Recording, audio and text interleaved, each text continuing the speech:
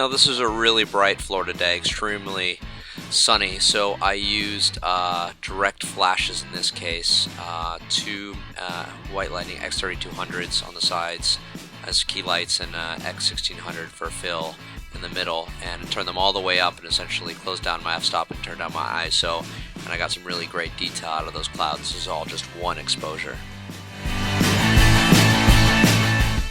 Now this next shot is pretty interesting because this is my first time doing a car rig shot, and a car rig is essentially a long pole attached by some suction cups to the vehicle. And I used my Canon DSLR, didn't want to risk my phase 1, and I attached a neutral density filter, essentially making everything dark. So what you do is you set your camera to a very slow exposure, even in the bright daylight, and you have somebody either hide behind the car and push it only a few feet, or you have it coast just a few feet, somebody in the driver's seat driving it. And what that does is, with the super slow exposure, you only need to move it a few feet to create a fast motion. Because the camera's attached by a pole, it looks like you're in a very expensive chase vehicle, but instead you get the next image that you see here. Now, being my first time, I think I did okay, but it's not amazing. It's an alright shot for my first try, but I think next go around I'll do something cool like composite multiple exposures, something like that.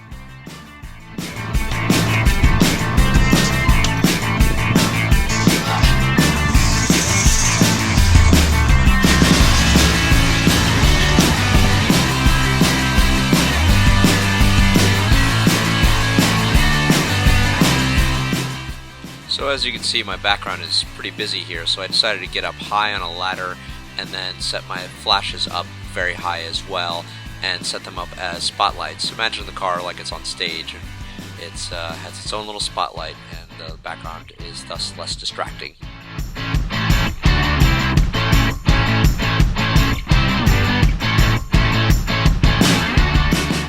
So when you only have a few flashes to work with and you don't have a huge multi-million-dollar studio on that particular day, what you can do is you can have a helper walk around the car with your flash, and you can take multiple exposures. And what you do is, in post-production, you blend in the best of everything. So if I need a little more fill on the back end, I just blend in multiple shots in post-production, so I get a good even exposure around the car.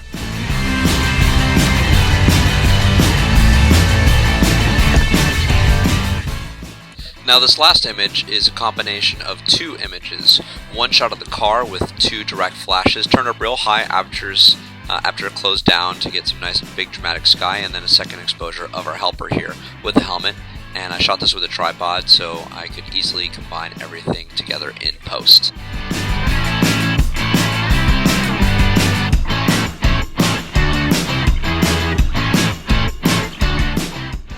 Okay, so as you can see, I'm hot and sweaty, probably suffering from heat stroke. I'm bright red. I got a t-shirt tan, it's like pasty white right here, bright red here.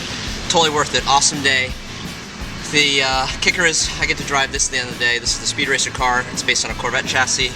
I'm not going to push it too hard. I'm a little nervous. It's done donuts before. We're going to take it out on the main road. It's street legal. Totally worth it. Totally worth it. Hope you guys enjoy the shoot.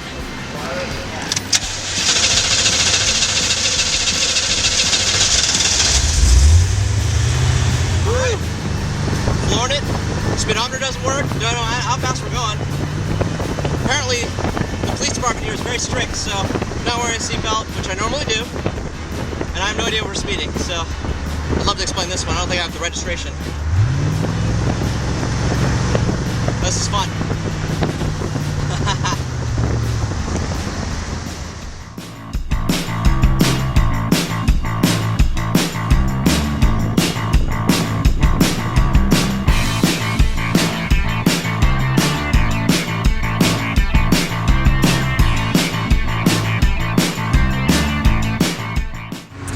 Hey guys, Douglas Sonders here again. We're here on the set of another really fun shoot. Fellow car lovers, you'll probably recognize the real Mach 5 behind me. It's actually the real licensed Mach 5 car. It's a street legal, drivable car. I'm here with Jonathan, who's part of the team that helped develop this vehicle. Tell me a little bit about this car. Well, Doug, we've had the car for 4 years. We've had it all over the country. Been to the Macy's parade, been on Stacy David's Gears show on the Speed Channel. Every time we take it anywhere, we're amazed at the response that we get. There's guys that are older than I not too many of them around. And there's a lot of guys younger than I just running up to this thing, and we've had people just drive down the road, turn around, and stop.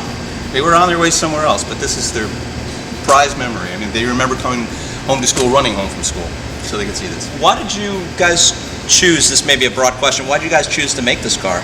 Because the one who ran home the fastest to see that cartoon was my friend, and he's the one that had it built because it was just a dream of his, and he always wanted to make it real, and he's made it real for a lot of other people. We've seen a lot of joy come out of it. So yeah, it's awesome. I mean, I'm really geeking out like I do. You know, I'm easily impressed, but this is pretty much probably one of the coolest things I've absolutely ever seen. I mean, you can't argue with that. And one last question: how hard has this car ever been driven? how hard has it ever been driven?